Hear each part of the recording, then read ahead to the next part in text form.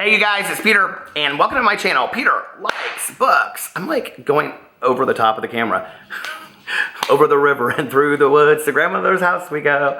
Anyway, I don't know what happened. I like kind of changed my ring light up a little bit. I don't know much about clothes, but my hair looks fierce. Okay, hold on a second.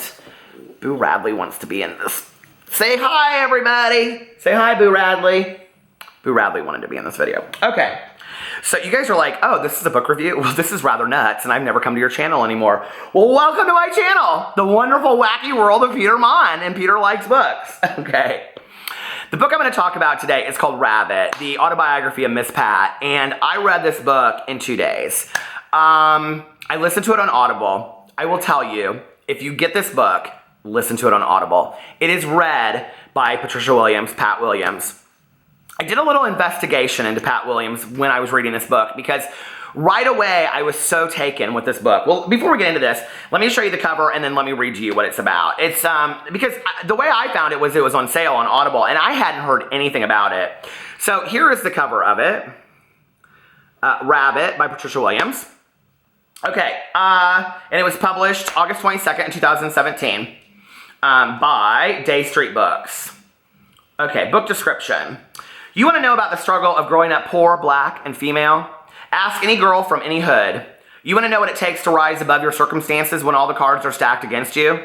Ask me. Comedian Patricia Williams, who for years went by her street name Rabbit, was born and raised in Atlanta's most troubled neighborhood at the height of the crack epidemic. One of 5 children Pat watches her alcoholic mother struggle to get by on charity, cons, and petty crimes. At 7, Pat was taught to roll drunks for money. At 12, she was targeted for sex by a man 8 years her senior, and by 13, she was pregnant. By 15, Pat was a mother of 2. Alone at 16, Pat was determined to make a better life for her children, but with no job skills and an 8th grade education, her options were limited. She learned quickly that hustling and humor were the only tools she had to survive. Rabbit is an unflinching memoir of cinematic scope and unexpected humor that offers a rare glimpse into the harrowing reality of life on America's margins, resilience, determination, and the transformative power of love. Okay, I gave this book 5 stars, and I would give it, and you know if you watch my videos, I rarely ever do this, okay? I would give this book 100%. I was so moved by this book. It doesn't hurt that Pat Williams, I found out, is a comedian and lives here in Indianapolis where I live. And as I read this book, you know, I just fell in love with her so much as a person. It is so vulnerable, so raw, so tragic, but so humorous. I mean, she turns it into absolute humor at times. It has a bit of the feel of Angie Thomas's The Hate You Give, but as an autobiography. The pop cultural references are similar. The timing is similar. The street vibe is similar.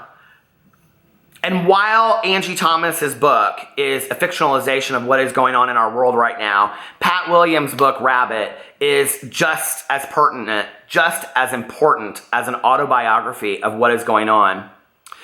The most important line of the entire book, and I don't want to ruin it for you, but is at the end of the book. And I won't tell you exactly what she says, but this is a woman that refuses to give up, ever. And at the end of the book, she says something to the effect of when she's like, you know, maybe I read this in an article, maybe I read it a couple interviews by her too, but I think it's at the end of the book, and she says, it's important for you to understand that my story is unique to me, but it is not unique. There are a lot of girls that graduate from high school, go on to college, and make it out of the hood. Mine is just a different story. And it was like in that moment that you think to yourself, you know, when reading autobiographies and you hear about people's stories and you hear about what happens in the world and all the tragedy that goes on out there and the stories of people that make it out and the stories of people that don't and all of that kind of stuff, right? What makes that person different?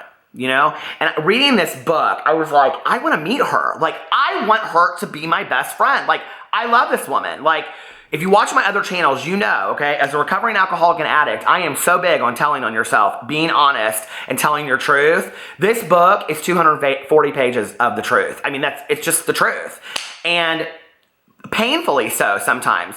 Other parts of it, I was laughing so hard at points. There is a scene, okay, about her mother's funeral that is so hilarious that I'm thinking, I'm laughing at her talking about her mother's funeral, but she's saying it in a way that is so funny, but at the same time is so endearing that I shouldn't be laughing at it. But it's that raw humor and that raw authenticity that I so relate to, and hearing it from her voice made it 100 times better. I loved this book. And I can actually say this is a book that I would reread. I ordered a copy today for my best friend, and I can't wait to give it to her. It very, very much, if you're in the rooms of 12-step programs, reminds me of a lot of the stories that I have heard. It's a story of hope, and I love it. And Pat Williams, if you're out there watching this, I love you. Can we be best friends? I love it so much. I'll talk to you guys later. Bye.